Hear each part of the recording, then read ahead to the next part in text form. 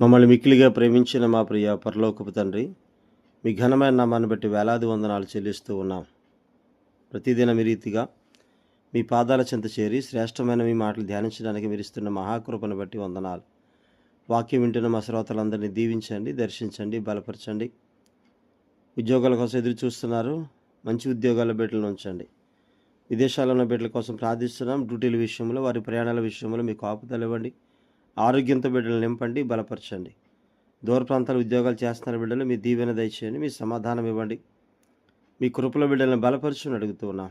Hostel నుండి చదువుతున్న బిడ్డలు చక్కని జ్ఞానం ఇవ్వండి, ఆరోగ్యంతో నింపండి, బలపరచండి. అనారోగ్యంగా ఉన్న వారికి ఆరోగ్యమును దయచేయండి. గర్భఫలం కావలసిన వారికి గర్భఫలాన్ని ఇవ్వండి. వివాహాలు కావలసిన వారికి వివాహాలు సిద్ధపరచండి. అన్ని సంఘాల్లో ఉన్న సకల పరిశుద్ధులకు మీ కాపుదల భద్రత ఇచ్చి నడిపించమని అడుగుతూ ఉన్నాం.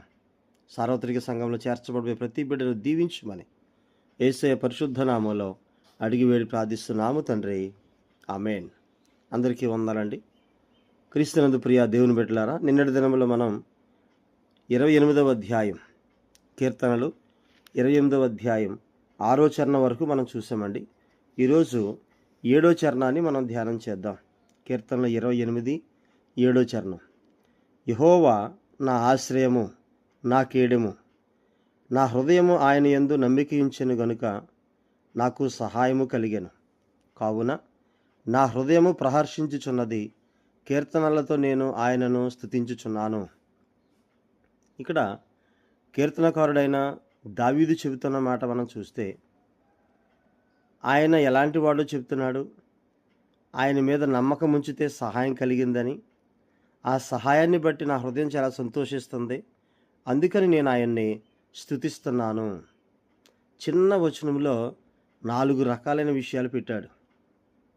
పరిశుద్ధాత్మ నింపుదలతో రాసిన ఈ కీర్తనలో ఆ వచనంలో మనం చూస్తే, మనం కూడా దేవుణ్ణి పరిపూర్ణంగా ఆశ్రయించి పరిపూర్ణంగా ఆయన్ని మనం నమ్మితే, అదే అంటున్నాడు, యెహోవా నా ఆశ్రయము, నా కేడెము. God is my strength and shield అంటది ఇంగ్లీష్ బైబిల్లో. అంటే ఆయనే నా బలం, నన్ను కాపాడే ఒక షీల్డ్. కాబట్టి నా హృదయము ఆయన యందు నమ్మికించెను గనుక నాకు సహాయము కలిగెను.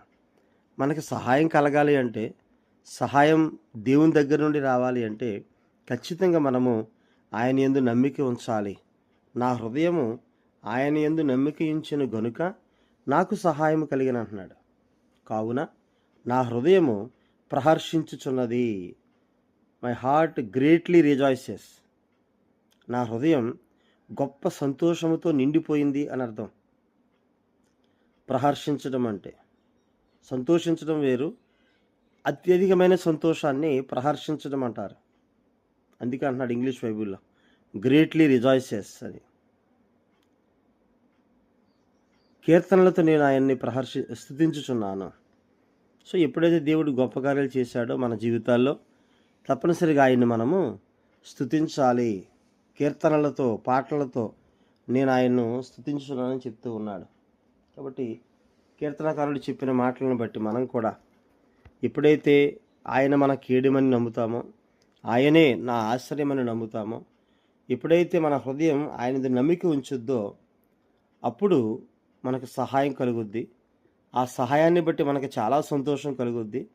ఆ సంతోషాన్ని బట్టి మనము దేవునిని స్తుతిస్తాం లేదా స్తుతించాలి. ఆశ్రయం అంటే తెలుసు మనకి, కేడెం అనే మాట. కేడెం అంటే డాలు అని.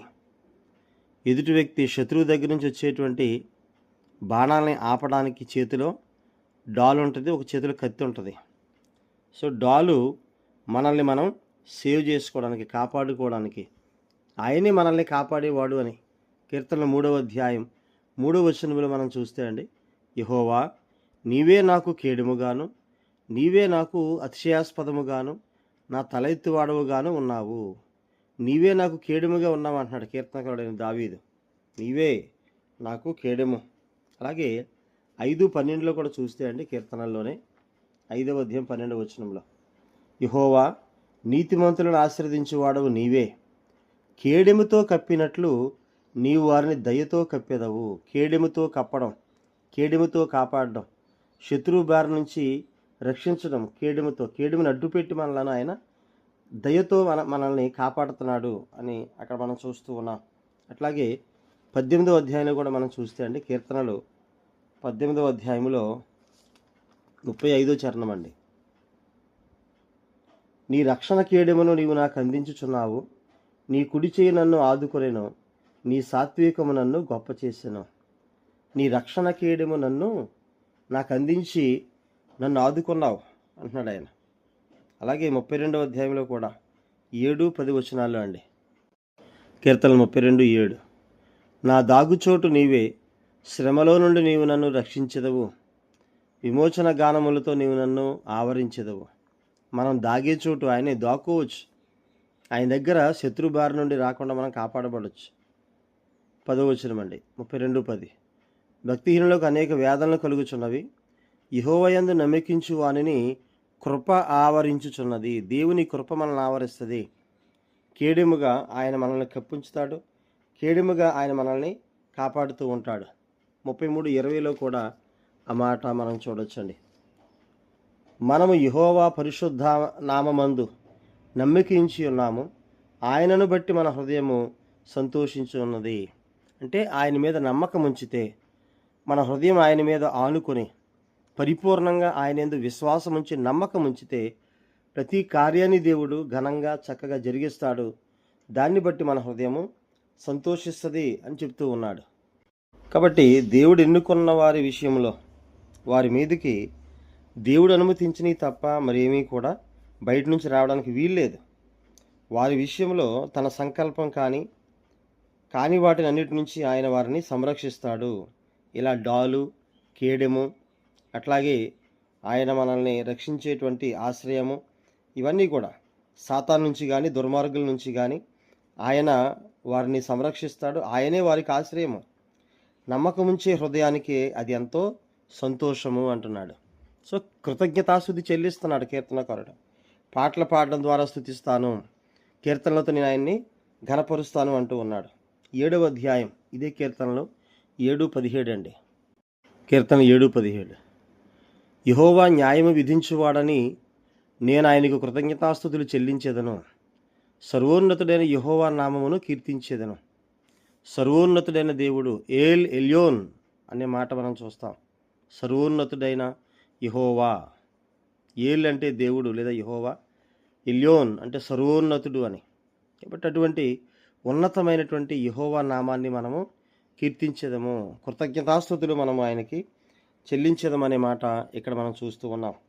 లేవీకాండంలో కూడా 7వ అధ్యాయం 12-13 వచనాలండి.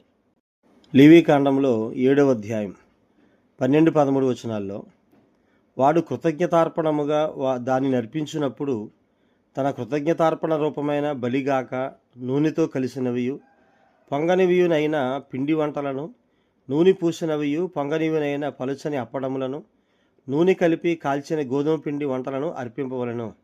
ఆ పిండి వంటలే కాక సమాధాన బలి రూపమైన కృతజ్ఞతా బలి ద్రవ్యములు పులిసిన రొట్టెను అర్పణముగా అర్పింపవలను. ఇక పాత నిబంధనకు వస్తే కృతజ్ఞతార్పణ బలి లేదా కృతజ్ఞతార్పణలు దేవునికి ఆయన సన్నిధికి తీసుకొని రావాలి అని చెప్తూ ఉన్నాడు. మనకి ఏదైనా దేవుడు కార్యం చేస్తే ఒక విషయంలో మనం మొక్కుకుంటాం, ప్రభా ఇది జరిగితే నేను ఇంత కానుకిస్తాను, ఇది జరిగితే కృతజ్ఞత కూడికి పెట్టుకుంటాను, ఇది జరిగితే సాక్ష్యం చెబుతాను, అనేకులకు సాక్షిగా ఉంటాను అని మనం ఏమైతే అనుకుంటామో అవన్నీ కూడా తప్పనిసరిగా దేవుని సన్నిధిలో నెరవేర్చాలి. 28వ అధ్యాయంలో మనం చదువుకున్న మూల వచనం 7వ వచనంలో అదే అర్థం చెబుతూ ఉంది. ఆయన మీద మనం ఆనుకోవాలి, ఆయనే మనకు ఆశ్రయము, ఆయన దగ్గర మనం ఆయన యందు నమ్మిక ఉంచితే మనకు సహాయం కలుగుద్ది. ఖచ్చితంగా ఆయనే మనకు సహాయం చేసేవాడు. కాబట్టి ఆయన సహాయం చేస్తాడు గనుక నా హృదయము ప్రహర్షించుచున్నది, అత్యధికమైన సంతోషముతో నా హృదయము నిండుతున్నది. కారణం ఏంటంటే దేవుడు సహాయం చేశాడు, నమ్మిక ఉంచాం గనక ఆయన సహాయం చేశాడు. పరిపూర్ణమైన నమ్మిక సహాయాన్ని కలిగిస్తుంది. అందుకని నా హృదయం సంతోషిస్తుంది. కీర్తనలతో నేను ఆయన్ని స్తుతించుచున్నాను. ఇప్పుడు కూడా మనం కీర్తనలు పాడుతూ పాటలు పాడుతూ దేవుని నామాన్ని గణపరచడానికి ముందు కొనసాగుదాం. దేవుడు తన మాటలు దీవించును గాక. ఆమేన్. అందరికీ వందనాలండి.